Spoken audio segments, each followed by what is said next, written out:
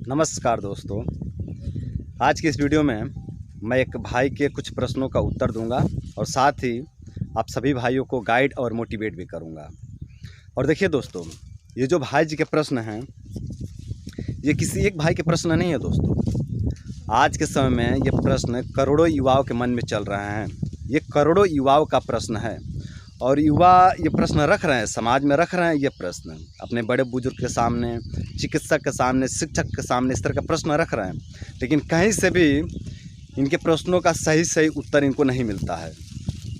चिकित्सक के सामने जब प्रश्न रखते हैं तो चिकित्सक द्वारा कहे जाते हैं कि ये सब बकवास बातें हैं, इस तरफ ध्यान ना दो, इससे जो है कि मनोविकार होते हैं, इससे प्रोस्टेट का कैंसर हो जाता है, गुप्तांग का कैंसर हो जाता है। ये सब बातें वहाँ से कहे जाते हैं, इस तरह के उत्तर मिलते हैं चिकित्सक द्वारा। शिक्षक से इस तरह के प्रश्न करते हैं तो शिक्षक से भी इसी तरह के उत्तर मिलते हैं लगभग।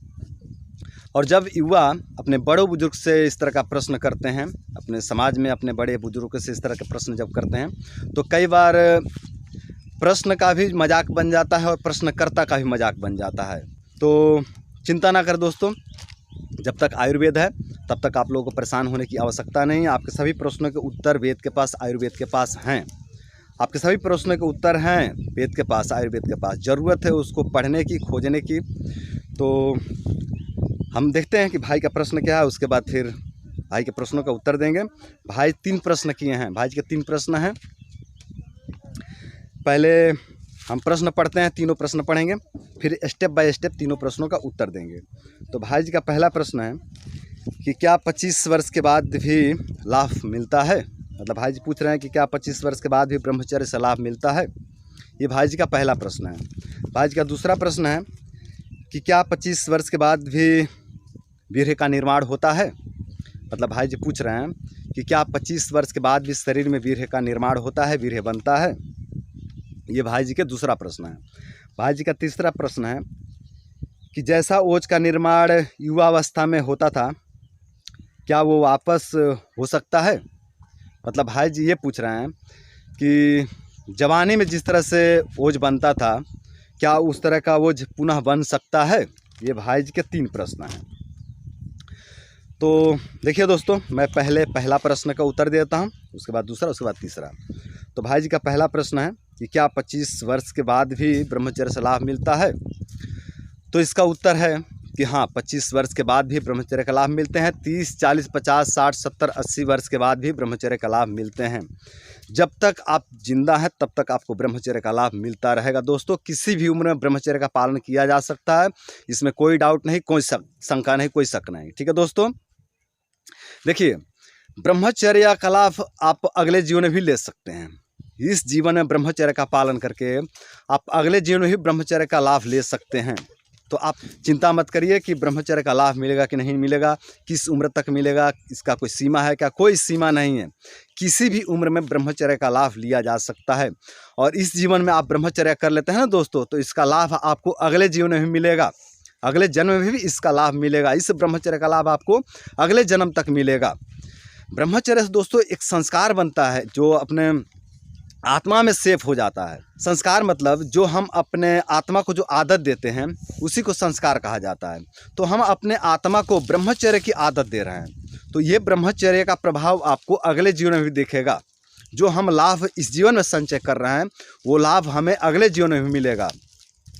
ब्रह्मचर्य के बल से जो हम पुण्य संचय कर रहे हैं इस जीवन में, ये पुण्य हमें अगले जीवन में मिलेगा। और अगले ही जीवन नहीं दोस्तों, कई जन्म सुधर जाते हैं। ब्रह्मचर्य का तप से न कई जन्मों के पाप नष्ट हो जाते हैं। ब्रह्मचर्य का अग्नि से कई जन्मों के पाप नष्ट हो जाते हैं और अगला कई जीवन सुधर जाते हैं ब्रह्मचर्य का प्रभाव से। तो दोस्तों, आप लोग तनिक भी चिंता ना करें, तनिक भी डाउट ना रखें मन में कि ब्रह्मचर्य का लाभ किस उम्र तक मिलता है। किसी भी उम्र में ब्रह्मचर्य का पालन किया जा सकता है और इस जीवन में करके कई जीवन को सुधारा जा सकता है। ठीक है दोस्तों, तो पहला प्रश्न क्लियर हो गया। दूसरा प्रश्न है कि क्या 25 वर्ष के बाद भी शरीर में वीर्य का निर्माण होता है। तो इसका उत्तर है कि हाँ, 25 वर्ष के बाद, 30 वर्ष के बाद, 40 वर्ष के बाद, 50 वर्ष के बाद, 60, 70, 80 वर्ष के उम्र तक भी शरीर में वीर्य का निर्माण होते रहता है। जब तक आपके पेट की जठर अग्नि जिंदा है दोस्तों, तब तक आपके शरीर में वीर्य का निर्माण होता रहेगा। जब तक आपके शरीर का जठर अग्नि जिंदा है तब तक आपके खाने का पाचन होता रहेगा, और जब तक खाने का पाचन होता रहेगा तब तक रस, रक्त, मांस, मेद, अस्थि, मज्जा, शुक्र आदि धातुओं का निर्माण होता रहेगा। 7 धातुओं का निर्माण होता रहेगा दोस्तों, जब तक आपकी जठराग्नि जिंदा है तब तक। ठीक है दोस्तों। तो और ये जो है जठराग्नि है अपना समय के साथ धीमा होते जाती है दोस्तों। तो ऐसा भी कह सकते हैं कि उम्र के साथ, समय के साथ वीर्य बनने की प्रक्रिया धीमा होते जाती है, और एक समय आता है जब हम वृद्ध अवस्था में चले जाते हैं तो हमारी जठराग्नि पूरी तरह से मंद हो जाती है और हम मृत्यु को प्राप्त हो जाते हैं। ठीक है।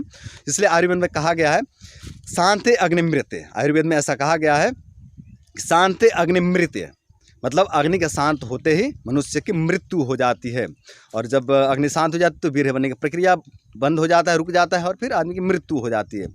तो जब तक आपके पेट में जठर अग्नि जिंदा है तब तक आपके शरीर में वीर्य का निर्माण होता रहेगा, और ये जब तक आप जिंदा रहेंगे तब तक निर्माण होता रहेगा, क्योंकि आप तब तक जिंदा रहेंगे जब तक आपकी जठर अग्नि जिंदा रहेगी। ठीक है दोस्तों।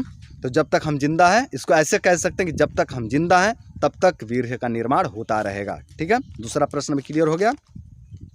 तीसरा प्रश्न है, जैसा ओज का निर्माण युवा अवस्था में था क्या वो वापस हो सकता है? तो हाँ, बिल्कुल हो सकता है। आप 30 की उम्र में, 40 की उम्र में, 50 की उम्र में भी युवा जैसा एनर्जी प्राप्त कर सकते हैं ब्रह्मचर्या के तप से, ब्रह्मचर्या के प्रभाव से। ठीक है दोस्तों। और एक कदम आगे चल कर कहूँ तो आप पहले से भी बेहतर हो सकते हैं। मैं कई वीडियो में बोल भी चुका हूँ कि पहले जो जीवन था अज्ञानता वाला जीवन था, है ना, कुछ विशेष जानकारी नहीं थी, कोई ज्ञान नहीं था, और अब जो है कि ज्ञान युक्त जीवन है दोस्तों, विज्ञान युक्त जीवन है ना, संतों वाली जीवन है, संतों की संगत वाली जीवन है। तो अब बहुत कुछ बेहतर हो सकता है दोस्तों, बहुत कुछ बेहतर हो सकता है। आप लोग चिंता ना करें, आप लोग ब्रह्मचर्य का पालन करिए। ब्रह्मचर्य दुनिया का सर्वश्रेष्ठ तपस्या है दोस्तों। और मैं तो बता ही दिया ना कि इसमें आप इस जीवन में ब्रह्मचर्य करिए, इसका लाभ आपको अगले जीवन में भी मिलेगा दोस्तों। इस जीवन में तो लाभ मिलेगा ही मिलेगा, साथ ही आपका कई जीवन सुधर जाता है दोस्तों, कई जन्म सुधर जाता है।